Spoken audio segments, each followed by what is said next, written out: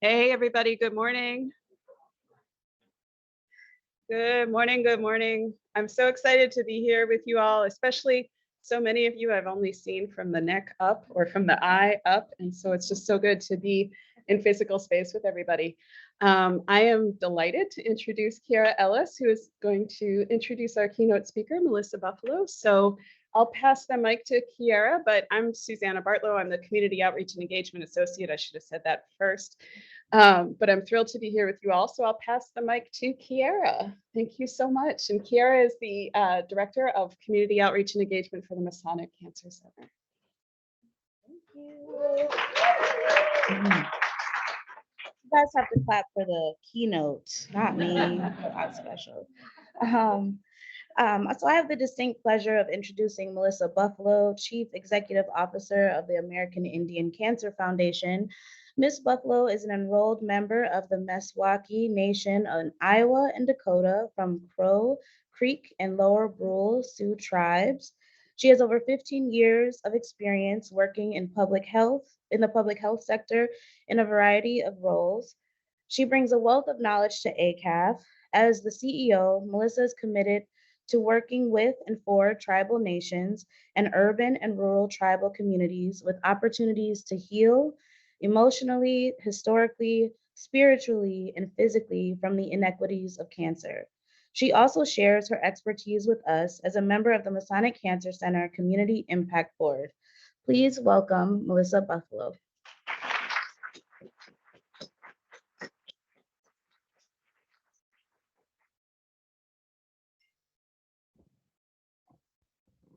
Ihani washte tanyawahi Melissa Buffalo imachi apie michincha numyunke kanji wakba oyanke na meskwaki hematahan bobilatanka.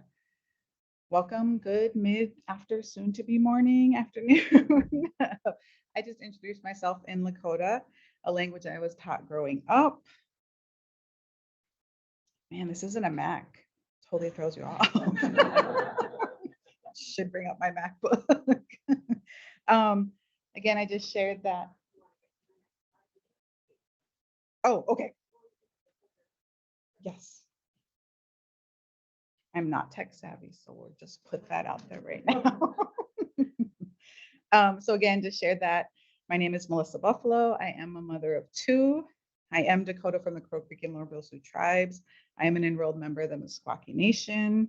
I live here in North Minneapolis. And again, just many thanks for today and being able to speak with you all. Thank you, Kiara, for the introduction. And she said my tribes correctly. And then it did do something. It highlighted. Yes. Okay, so you should be able to use that, I think. Okay, but can I go back to my, oh, there we go. Again, just want to thank all of you for being here today. I want to thank the Minnesota Cancer Clinical Trials Network for inviting me to speak with you all to serve as your keynote. I think we had some really great conversations leading up to this keynote, so I'm super excited to bring some of those conversations here. I always say I like to have a conversation versus me speaking at people. It makes me feel, I think, less stressed.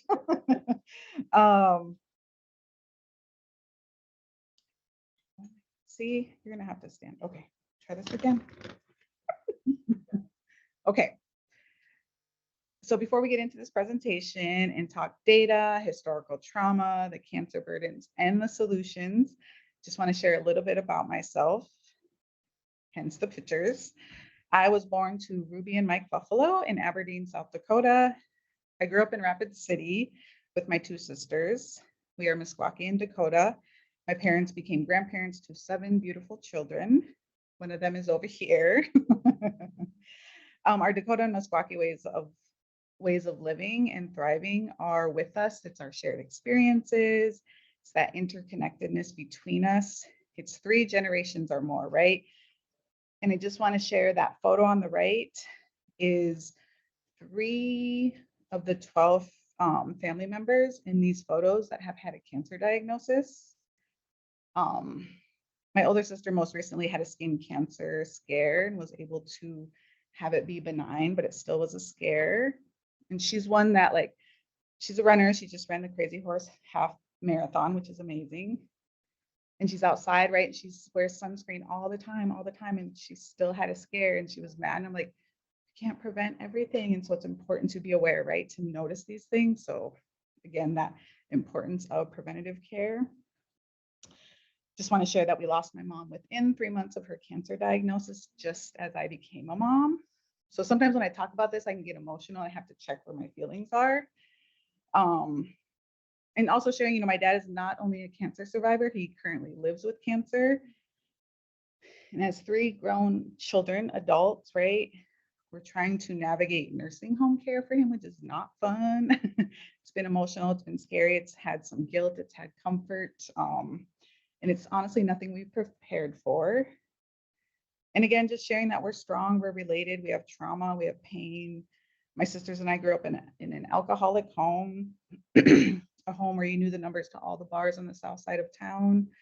But we also have gifts and resiliency, and we have ancestors who at some point in their lives prayed for our well-being and our strength to carry our ways on today. As I mentioned, I grew up in Rapid City, accessing Susan, an Indian Health Service clinic, which was my primary care. Pretty sure I'm immune to penicillin at this point. Again, I grew up in a home that we didn't talk about the future, right? Attending college wasn't something we had at a dinner conversation if we were all sitting together, because my parents were always at happy hour. I attended Upward Bound and really thankful for that Upward Bound connection. And I really think that was what got me to college. I am a graduate of the University of Minnesota.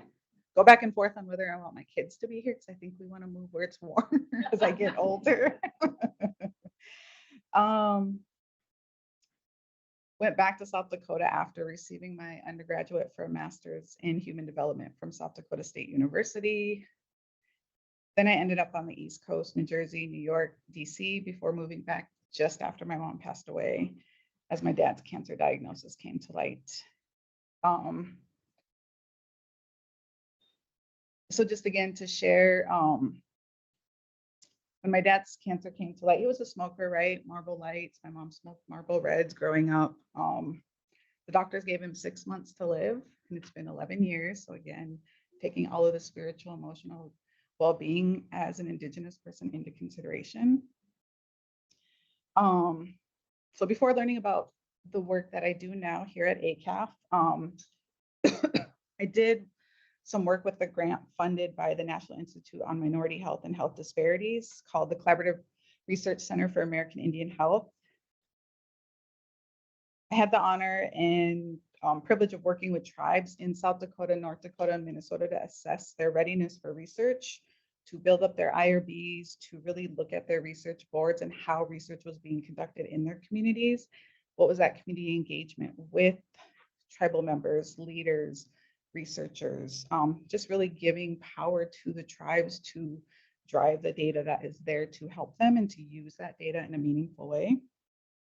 So that's how I met the previous CEO, Chris Rhodes. So to be thankful to say that I've been with AICAF for 3.5 amazing years in various roles. I truly value the work and vision and mission of the organization. Again, just saying that I come from amazing ancestors, wonderful parents, and a community whose members deserve to live long, healthy lives free from the burdens of cancer. Just some of the objectives today and things I want you to walk away with, and I'm going to make sure I keep track of time. Again, these are just touching the surface of all of these topics, right? Would love to definitely go in deeper detail with all of these. Just really, what does the data look like? Why do we have the cancer burdens? What data is available, what data is not available. Then we'll kind of look at historical trauma and those perspectives within Indigenous communities. What does that mean for those opportunities for American Indian, Alaska Native communities to participate in clinical trials, to trust the healthcare systems that we're, sending our loved ones to, that often, weren't meant to give us the best care, especially our elders, our relatives, our grandparents, our ancestors. Then we'll kind of, look at what are some of those culturally appropriate tools and resources, and how can we use them with providers, with tribal clinics, with larger health systems, really leaning in on what the community needs are. Again, just briefly touching on some of that cancer advocacy and how that all plays out, how we're all here together to, educate, to be advocates, and to, really relate to the communities that we're serving. I want to end with Indigenous well-being. Again, hoping that we have time, about 10 minutes for a conversation. I have questions for you guys as well. And again, they're just, here because we want to work together to improve the overall health and well-being of our Indigenous communities. The American Indian Cancer Foundation is a national nonprofit organization established to address the tremendous cancer inequities faced by American Indian and Alaska Natives. AICAF was founded in 2009 and became operational in 2011. We are a national org, and I love to say that our footprint continues to expand. AICAF strives to really be a trusted partner by tribal and urban community members, leaders, healthcare providers, and others working toward effective and sustainable cancer solutions. Our staff, myself, and others continue to learn from our community. Our 21 staff represent a handful of tribal nations of the 574 federally recognized tribes. So knowing that we don't have all the information, but we definitely are here to serve as that resource. Our mission is to eliminate the cancer burdens on American Indian families through education, improved access to prevention, early detection, treatment, and survivor support. Through hard work, culturally appropriate, community-based programs, policy change that affords Native people access to the best prevention and treatment strategies, we really do see a day where American Indian communities are free from the burdens of cancer. Again, just emphasizing that work in partnership to find ways to close those screening gaps, to eliminate the cancer burdens, to lean on the knowledge and wisdoms of the community to lead the work. And again, how do we ensure our relatives have a good experience during their care, whether they're scheduling a routine cancer screening, learning about their cancer diagnosis, to the end of life as their cancer has taken over. How can AICAF serve as a resource so cancer is no longer the leading cause of death for American Indians and Alaska Natives? So we do this work across 3 programs. Our cancer equity team really focuses their efforts on raising awareness of some of those common screenable cancers faced by Indigenous people through, cancer awareness campaigns, culturally tailored resources, trainings, and media tools. We'll share some of those here before the presentation is over. What is that community education? How can we lean on community members to bring that learning back to others? What is the collaboration with some of the clinics we work with? We'll look at some of the resources that have been developed in partnership with those communities. And then we have our policy and prevention team that aims to engage, educate, and empower Native communities to implement healthy lifestyle practices that, again, can help reduce those cancer risks in Indian country. This team provides technical assistance to tribes, Native organizations, and others in developing tribal resolution and policies that, again, improve those health outcomes. Oh, thank you. Our research team supports the collection and use of population-specific data that is available, and that, again, that struggle to get some of that up-to-date data. Really aiming to find culturally relevant health solutions that are both effective and that resonate within our communities.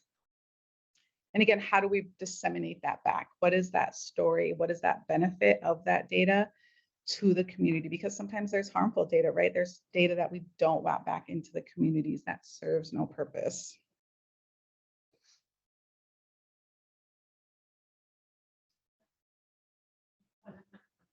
Oh, the thing that is supposed to be all the way over the money.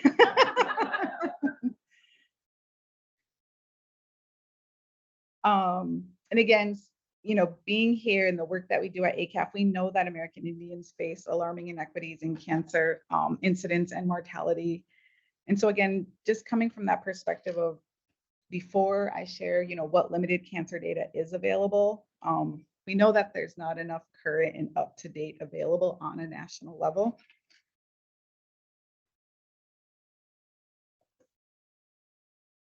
And so when we talk about those health issues in our Indigenous communities, we know we need to start with understanding why, right? Where is the data?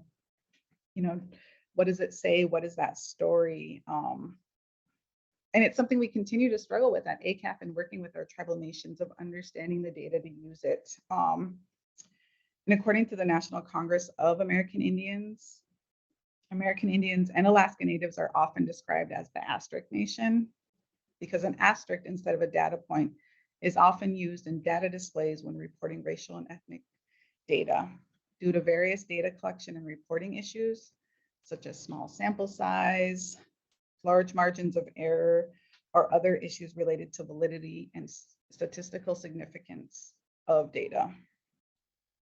In 2017, AICAF created the Cancer Burdens Booklet based off the data shown in the chart to the right that shows that American Indian Alaska Native cancer death mortality rates have increased in the last 20 years while decreasing for whites over that same time period. And this is all right, pre-COVID, post-COVID. So we'll take a lot of that into consideration, our perspective.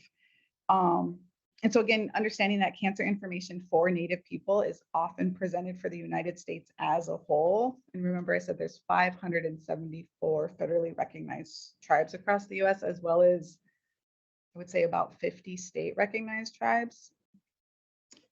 So again, using this data that was based off data published from the American Journal of Public Health that presents cancer incidence and mortality information in an easy to understand format. And we definitely know this data is from 2014. So again, how are we working right now to update that data? And we do that with some of the partnerships and hopefully some of the newer reports that are coming out.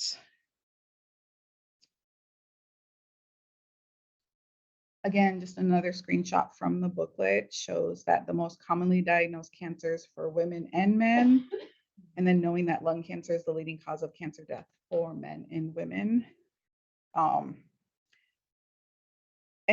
the cancer booklet breaks it out into 6 IHS regions.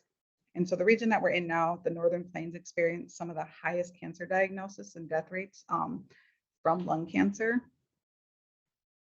So thinking about what is that improved access to tobacco cessation services like the quit line, medications, counseling that can provide support to help and assist American Indian Alaska Natives quit commercial tobacco use and understand at the same time the important role that traditional tobacco plays.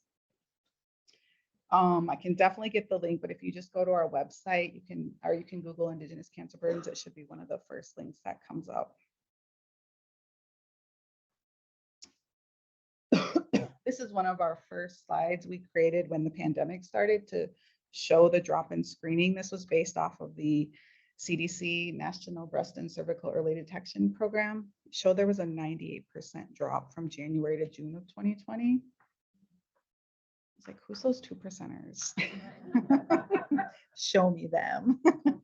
So again, right, our goal and work at AICAF was to show that COVID had not stopped cancer, and empowering our relatives to advocate for their health, to be able to schedule those screenings in a safe way and to feel comfortable. This number varies. I think we've all seen various numbers, anywhere from 9 million to 10 million missed screenings during the pandemic in the last 2 years. So again, some of the current work we're talking about is using the hashtag #GetScreened across our social media.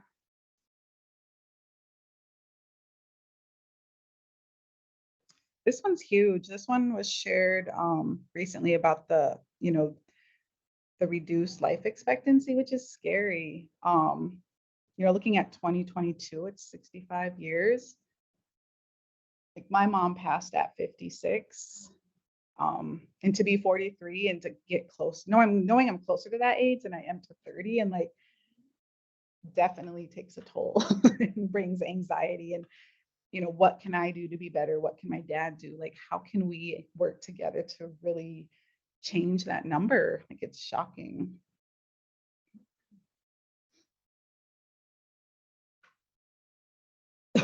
Again, just another data point that Liver, stomach, kidney, lung, and colorectal cancers were among the cancers consistently elevated across several regions among American Indian, Alaska Native populations in the last 10 years.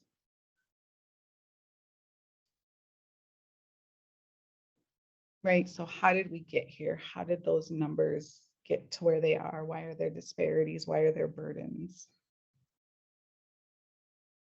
This is a slide made from our policy and prevention team that really looks at the root causes of some of those chronic diseases. And again, understanding why organizations like AICAF exist. And again, why we're all in this room to get together, right?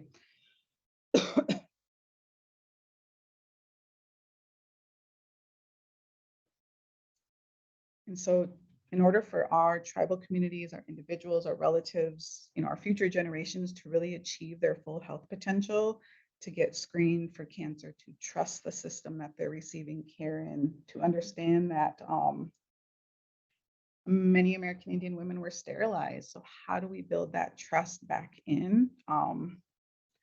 We need to acknowledge and understand those adverse social determinants of health that have hindered our ability to achieve health equity as Indigenous people.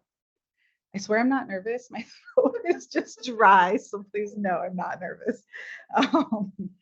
And so looking at these social determinants of health, right, they include that historical and intergenerational trauma that was passed down through colonization, genocide, stress, disruption in childhood development, poor access to healthy foods, services, lack of employment, lack of education, lack of transportation. And then we look at these adverse social determinants of health that led to cycle of adverse childhood experiences. Again, that household dysfunction, abuse, physical, mental, emotional, often neglect. And we know that ACEs, right? It's odd, I say I love ACEs, are potentially traumatic events that occur before a child reaches the age of 18, right? These experiences can interfere with a person's health, opportunities, stability throughout his or her lifetime, and can even affect future generations. When I did some work with Kirka, we were working with the tribal community to disseminate some of their information back.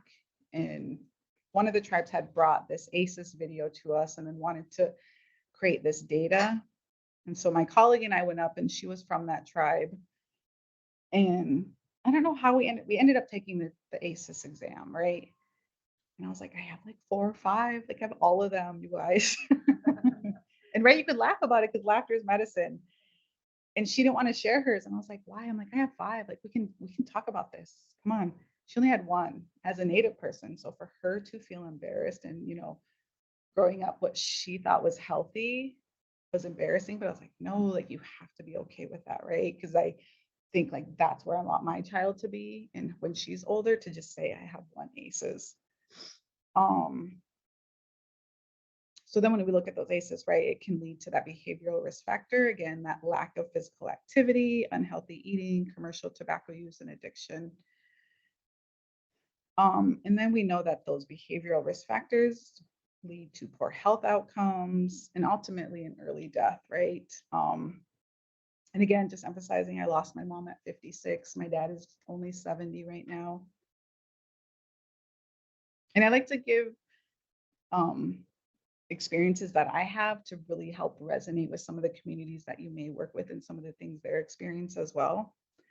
And so when we think of those ACEs, those impacts, like again, how did we get there? How did we experience some of those? And again, really understanding those root causes, acknowledging the deliberate efforts of the government to eradicate Indigenous people from the United States. And so looking at government policies and systems that were intentionally created to have a lasting negative impact on our communities, on our tribal nations. And so wanting to talk about those in brief, or I could keep you here all day. And again, these are just some of them. This is not inclusive of the whole United States. I do my best to think about the communities we work with in this area. Again, I encourage you all to look a lot of these up to dig deeper. The Indian Removal Act was put in place to give the southern states the land that belonged to Native Americans, and this was passed in 1830. The Dawes Act really reduced tribes' ability to live on their traditional lands. The Dawes Act really ended communal ownership of their land and parceled it up to individual pieces. So sometimes when you work with tribal nations, it's considered a checkered board. So it might be owned, like here's the whole reservation, right? But it might be owned by a family, it might be owned by the tribe. You know, some of the land is even owned by non-natives now. And so some of the tribes are really working together and have organizations like the Indian Land Tenure Foundation to really give that land back to the tribes to have ownership of that whole reservation. The Indian Reorganization Act was intended to end the Dawes Act. It was a government program that individualized and privatized American Indian lands, which again was never a value of ours. And this made possible the organization of tribal governments and tribal corporations. The Indian Relocation Act of 1956 was a law intended to encourage Native Americans in the US to leave their reservations. More or less was like a one-way bus ticket to an urban area that a lot of people had never been to or never left their land or their family. You know, they were promised to receive vocational skills, training, housing, food,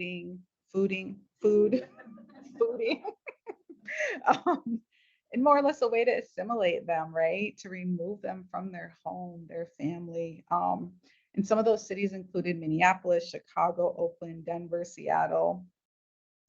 And again, that housing they received was in the poorest of the poor neighborhoods in these urban areas. You know, a lot of those homes were in terrible conditions.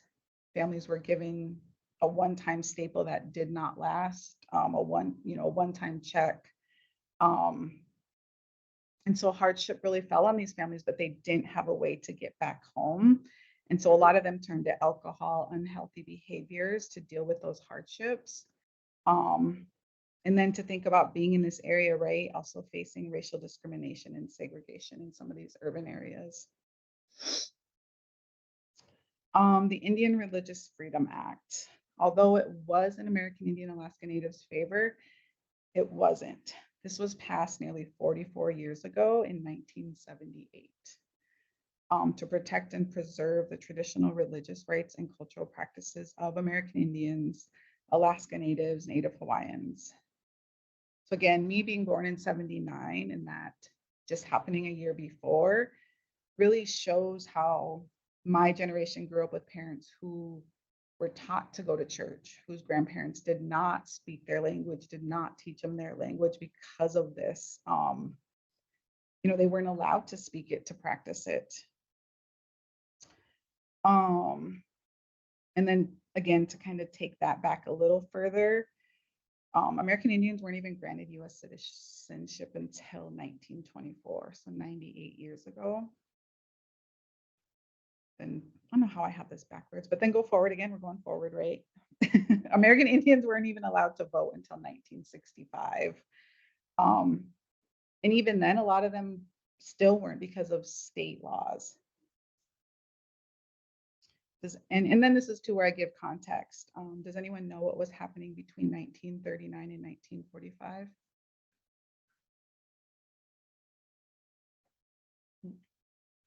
Did you hear that? World War II.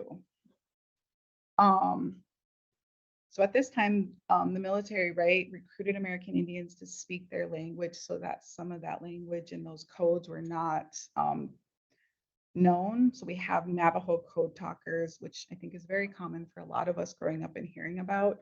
But in fact, there were at least 14 tribal languages used during World War II.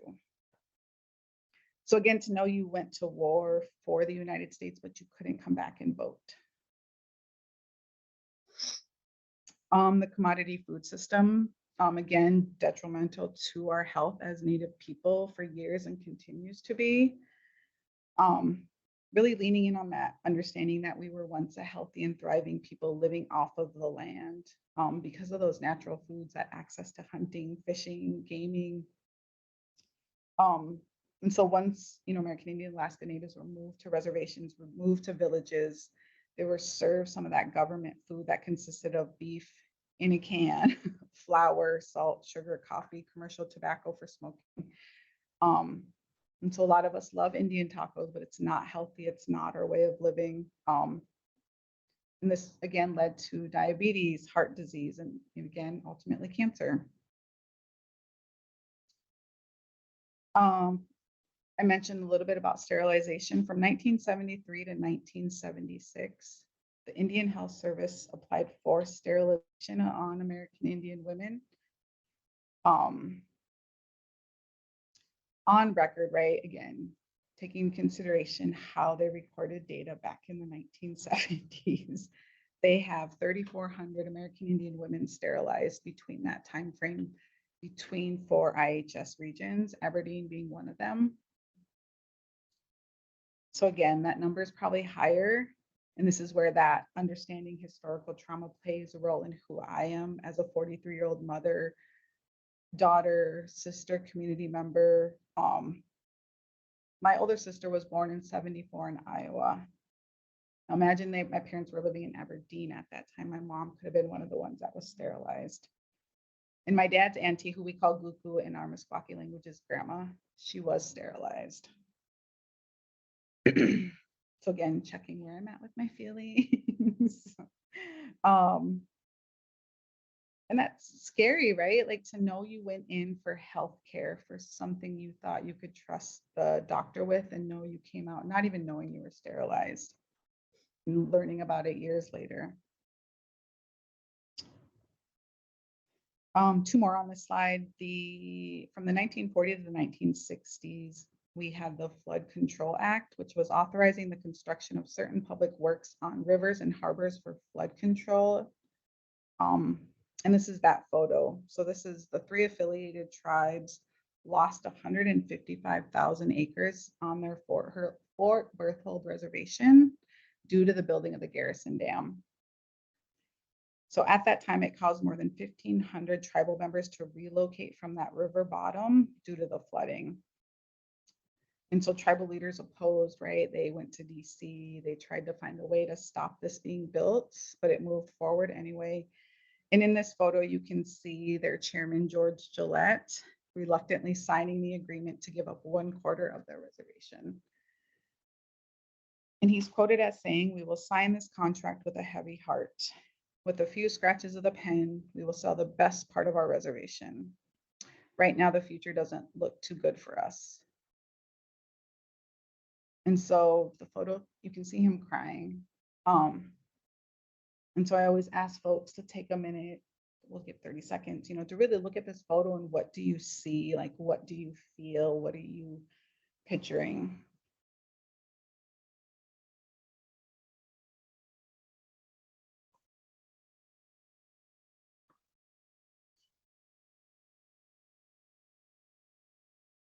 And for me, I look at the 4 men standing up, look bored, look like this is just another day, like, come on, move on, right? Like no significance in their day or in their life of what they're having him sign away.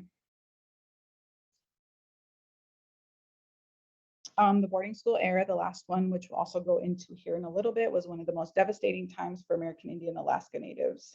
The abuse that our grandparents, our great-grandparents, even our parents, our relatives faced during this time has really led to tremendous impacts that are current trauma, and I'll get into that here in a little bit. And it's important, I guess, to say that not everyone's experience was horrible. You will see folks that, somehow made it through the boarding school, but oftentimes they didn't return home to their reservation. They didn't get to go back to their family. They were so changed from that era of attending this school that was nothing they've ever learned or taught or had known to attend before, changed them, leaving a lasting impact on our tribal communities and our way of living. Again, just a few quick ones. The Dakota 38+2 mass execution. I won't get into this one, but if you go to YouTube and type that in, there's a beautiful documentary that's about 90 minutes that shows a ride that occurs from the middle of South Dakota all the way to Mankato, and talks about that with some of the relatives and, understanding that hanging that happened in Mankato.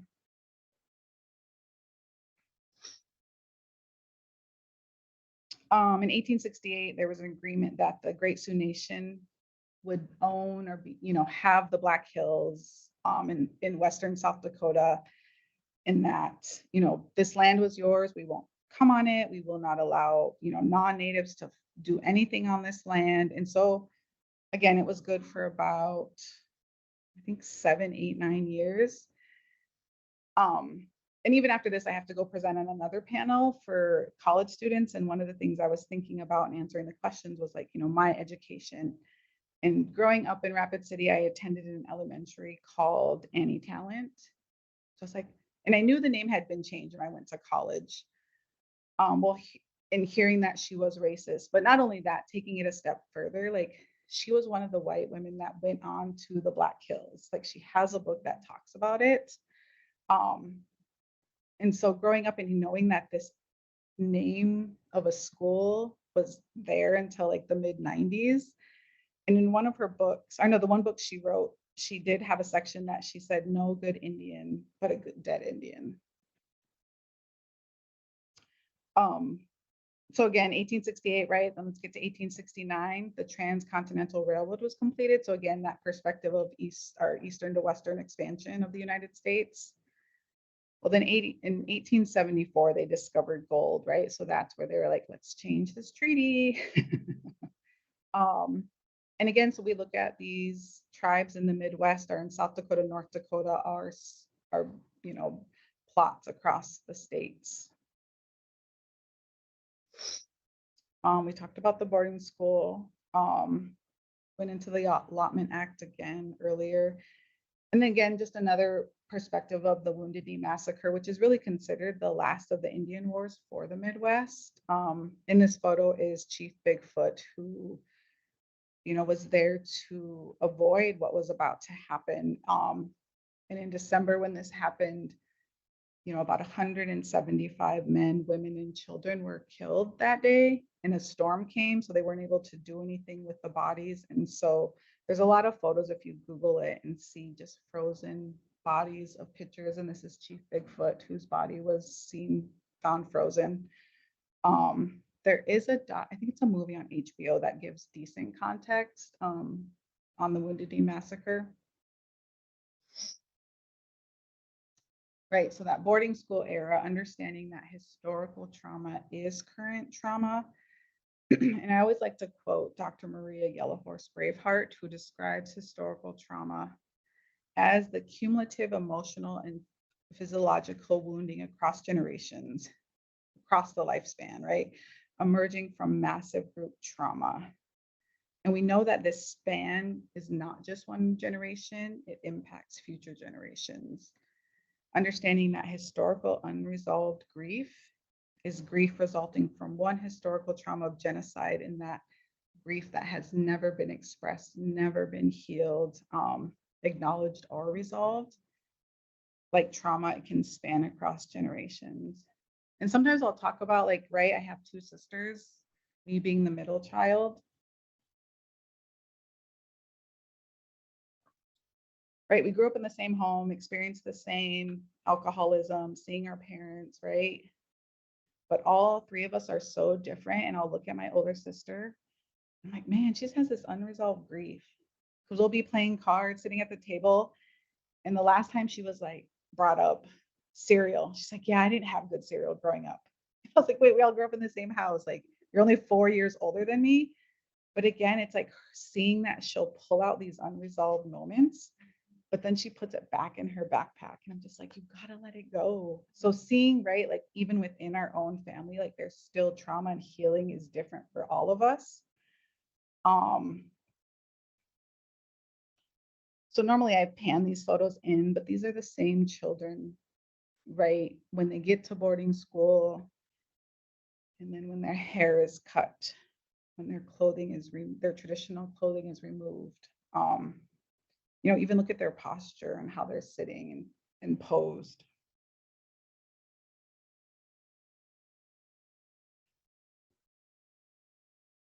This article is from 3 weeks ago.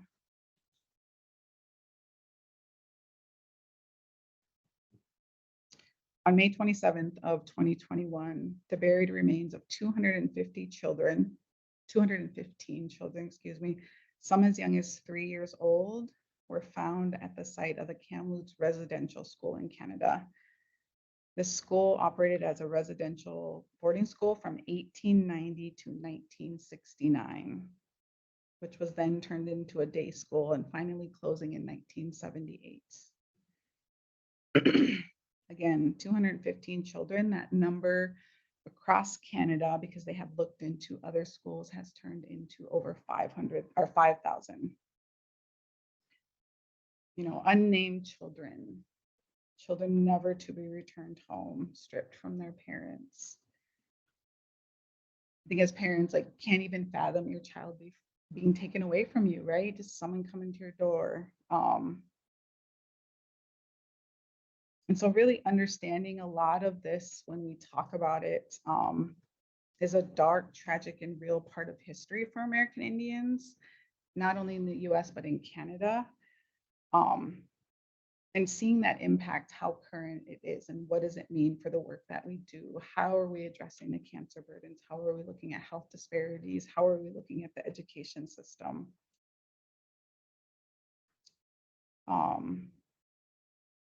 My dad is the oldest. He's got 6 other siblings. When his mom passed away, his dad was also an alcoholic, right? So you see these generations. He didn't know how to raise kids because he was a principal who went on 2-week binges. He had sent his youngest to a boarding school in South Dakota from Iowa. And this is my aunt, who's only 10 years older than me. And she ran away twice. And he was like, fine, your sister can raise you. She considers her older sister her mom.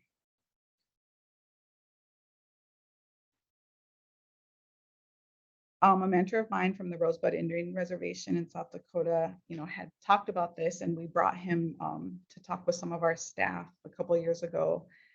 And this quote really just we have those light bulb moments. He said, white students went to schools with playground equipment, or he quoted this, he said, but Indian students went to schools where there were graveyards.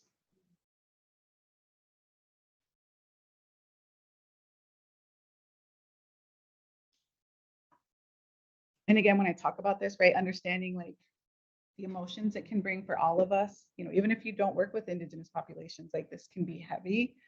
And there's times where I've stood up here and cried. I was in front of a room full of counselors, and I must have known that for some reason and was sharing all these experiences. And again, what is that connection to what we're talking about today? And I was like, I can't even read the slide. You guys have to read it. And I was like, I must know that one of you will come give me a hug, right? That's why, as you as counselors, we're up here. So again, just encouraging us all right now to take 3 deep breaths, right?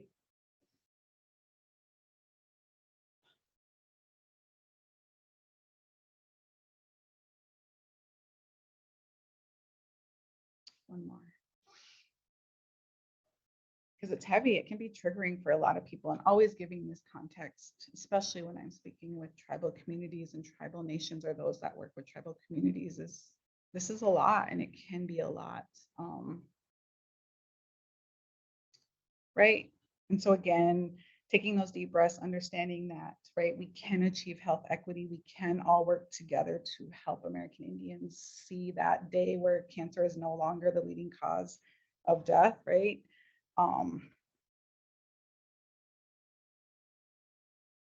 And so again, thinking about what is our responsibility to help our relatives heal from that trauma, to achieve their full health potential, to not be a cancer statistic, to reverse that cancer data for people, for our children, for their children, through partnerships, through advocacy, and understanding all of this and more, taking a step further, asking yourself, what can I do more, right? Understanding this and understanding those systems that Native people come to. It might be their first time coming to a large healthcare system if they've lived on the reservation their whole life and have only accessed the Indian Health Service. So our policy and prevention team does a really good job about talking about that balance of health and the work that we all work together to come back to our traditional foods, to know that our ancestors were hunter-gatherers, but then how do we live in this modern world while we're thinking about that as well?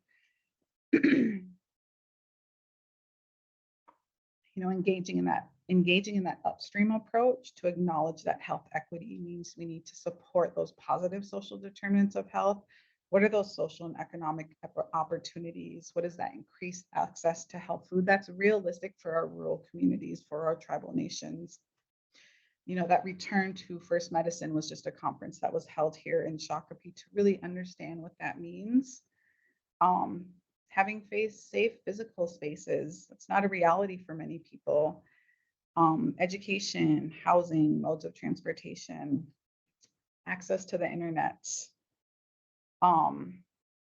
So much of our cultural and traditional ways can help determine and increase our health for the better.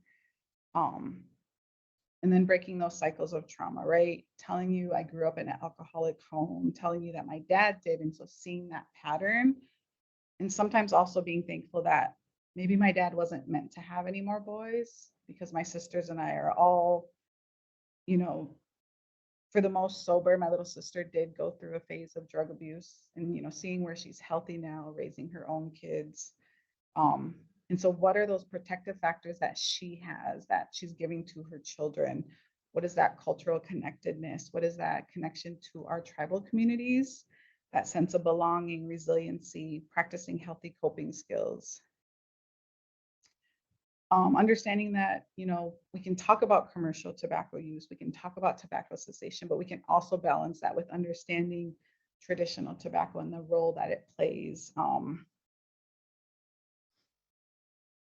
You know, nurturing stable relationships, providing culturally tailored family education tools, resources, you know, connecting families and individuals to those systems that they may not have been brought up in, but they're yearning for. What are those opportunities? You know, how are we providing spaces to prevent those ACEs? Do I have till 12:15? Okay, I'm going to talk real fast. Just a quick, you know, overview again of understanding where our Indian Health Service clinics are located on tribal lands, which tribes have. Tribal sovereignty means, you know, they are federally recognized tribes, you know, possessing their certain rights to self-govern themselves. They have their own relationship with the government, with the state government. And so when we go into any partnership and some of the work we want to do, really looking at this worldview, understanding that interrelatedness, that non-linear way of living, understanding that those lifeways are rooted in culture. You know, what is that balance, that respect for all living things, that can, right, that traditional tobacco. And what is, you know, how do we make the work sustainable? How is it livable for future generations? And so the next few slides, I'll just go into some of the resources that we've created. Again, creating these because there was a need, there was an ask, there was a project that we did that resulted in some of these resources that go back to our communities.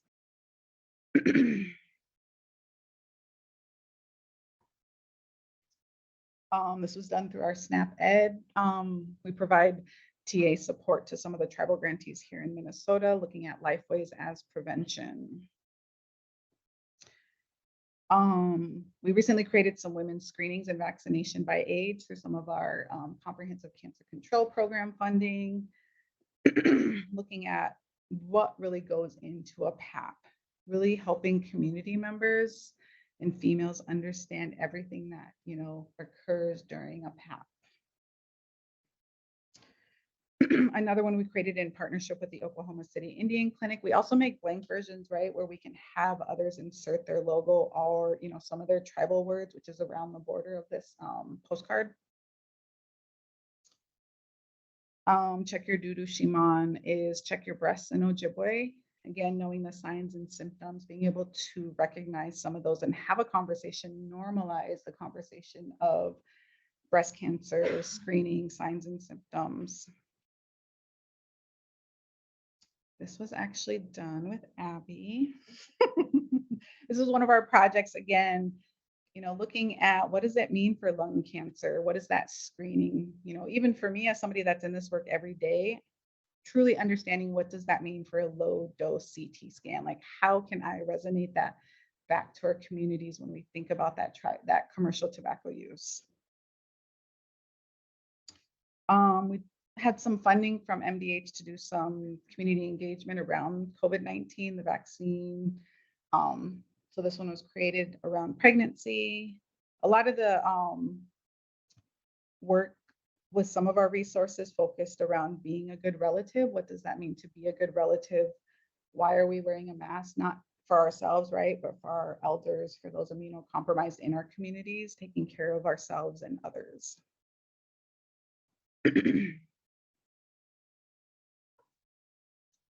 We created this one again for colorectal cancer screening, how to do it safely, what your clinic can do for you.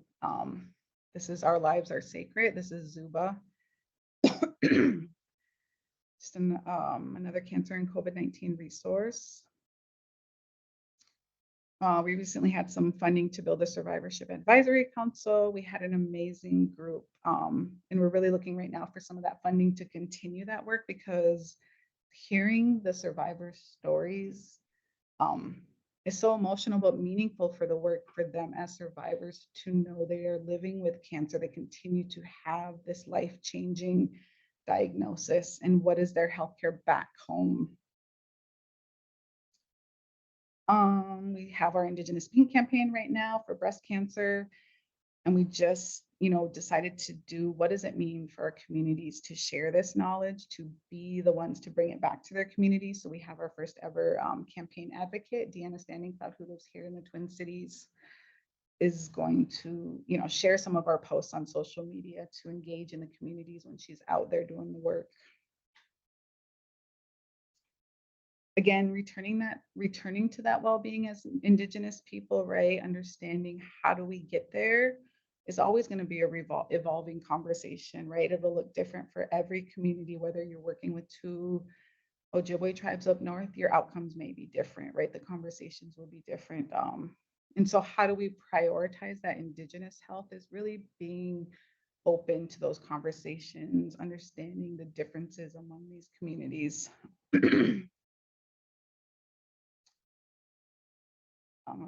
And this is, we wanted to get into that conversation, right? To be community centered in the work that you do to support tribal, to support our Indigenous relatives, right? How are we meeting the community where they are at? How are you understanding the community you want to work with? How are we co-learning, right? We're always learning from other people. What is that true benefit back to the community? Again, thinking about that data. How are we bringing positive change? Knowing the barriers, and is it something we can really remove, or is it something we need to really think about? What is the knowledge of this community? What is the beauty? And then again, understanding those lived experiences of every member as best you can. So I went really fast at the end because we have 6 minutes. And so we really wanted to ask questions to understand, in the work that all of you do, is like, how are we counting American Indian patients? Do we think about that in the work that we do? Do we think about that as a role that you have? Do you know any of the data that exists within your state, within your clinic, within your healthcare system? Is the system in a place to really get to know patients and support them, or bring resources back to their tribal community? So I will stop there. Hopefully we have 5 minutes to have a wonderful conversation. If not, Abby says she has questions. Thank you so much. Thank you. Thank you. Let me just give Melissa a hand. Thank you. We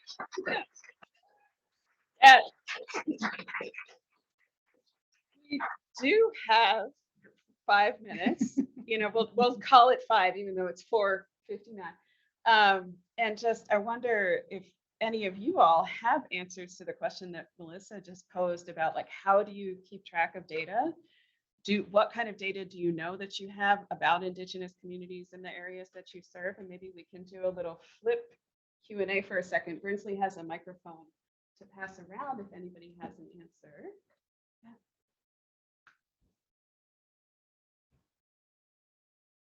I just wanted to thank you for sharing and being so vulnerable with us. And I don't have an answer, but I wanted to put out there that my family traveled to Winnipeg and went to the Human Rights Museum this Mm. summer, and they have a huge focus on Indigenous populations and human rights. And so if anyone ever has the opportunity to go, it's an amazing museum.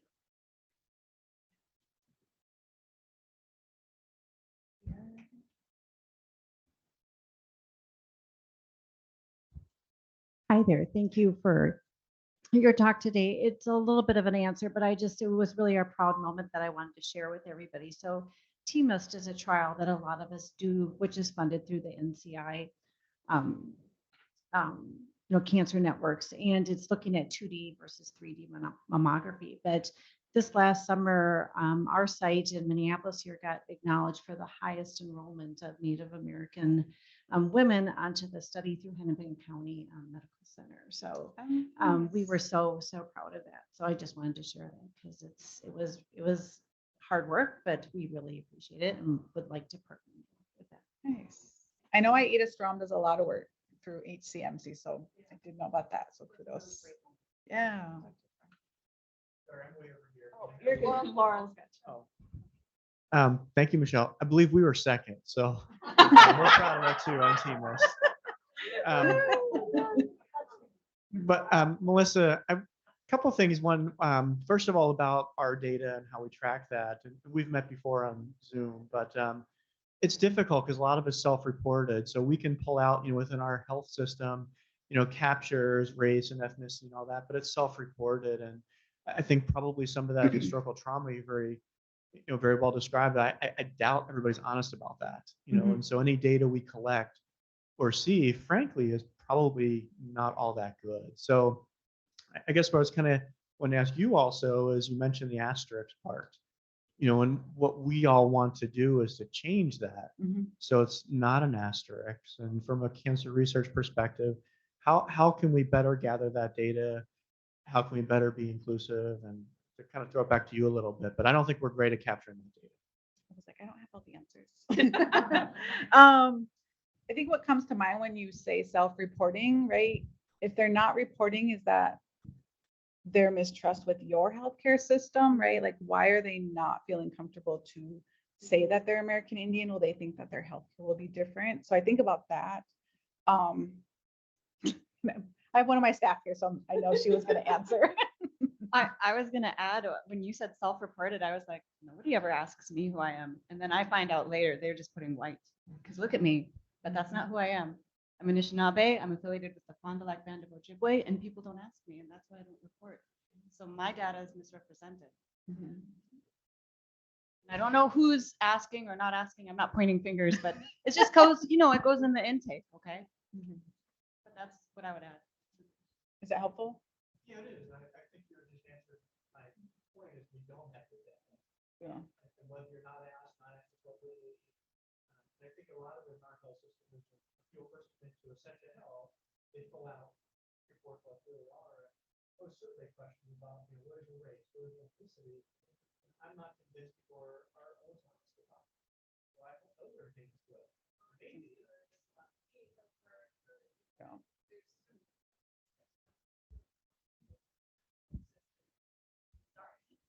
The health system, my experiences, I was also someone who got to have IHS care, but with Fond du Lac, we're a really lucky reservation. We have great health care. I get treated very well there. And so I actually, with insurance, thank you, job, I did actually go out into like the Western medical system. And the first questions were about money. And the first questions are about, how can you afford it? What's your insurance? So it's just subtle little things that are so culturally, lifestyle different to me that I'm shutting down before I even get in the door. And so it's a lot about the process, the intake process. Our health is not first, and who we are, our identity is not first. It's the money. and I don't know how else to explain it, but I hear you identifying the problem. And so I am agreeing with you, and I'm just adding some more context. But and Melissa's trying to add the context too. There's just so many things, you guys, that is difficult for us to come for healthcare and actually get treated. I wonder too. No, I love it. I wonder too, like, is it dishonest or is it self-protected? I think that's a way to kind of flip with some of that context. Like I have thought about this in context where I've been doing social services with people. The reason people don't tell me what they need is because I'm not asking them in the way that they need to be asked. And so it's about kind of flipping the responsibility in some way so that we as healthcare providers provide the care that's needed for the person, right? I don't know if that's, sorry, I don't mean to jump in. No, yeah. But that's how I was thinking about it.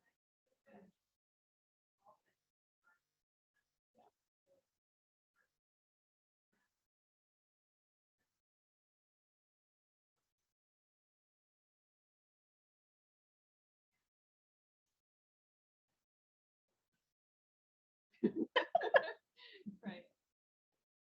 I think let's take time for maybe one more question, if there's another question or comment. I want to disappoint anybody.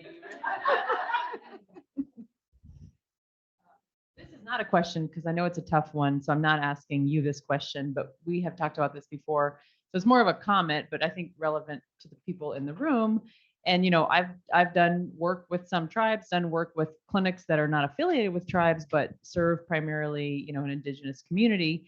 And I think one thing to think about, is informed consent for research and what are the patient protections for research, because I think for most people here, the partner sites that are part of MNCCTN are not going to be working within the confines of, a tribal sovereignty and an Indian Health Service clinic where the protections will be in better place. And you mentioned working with other tribal communities to try to get them prepared to do research and build up their IRB, but there's still a lot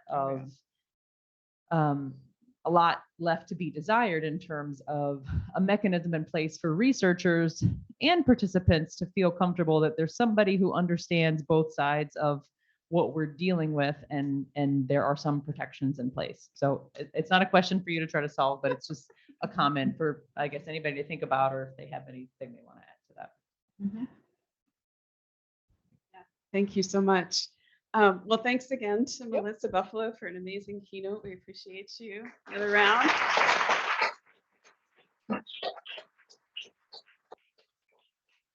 And we are going to step outside for our group photo.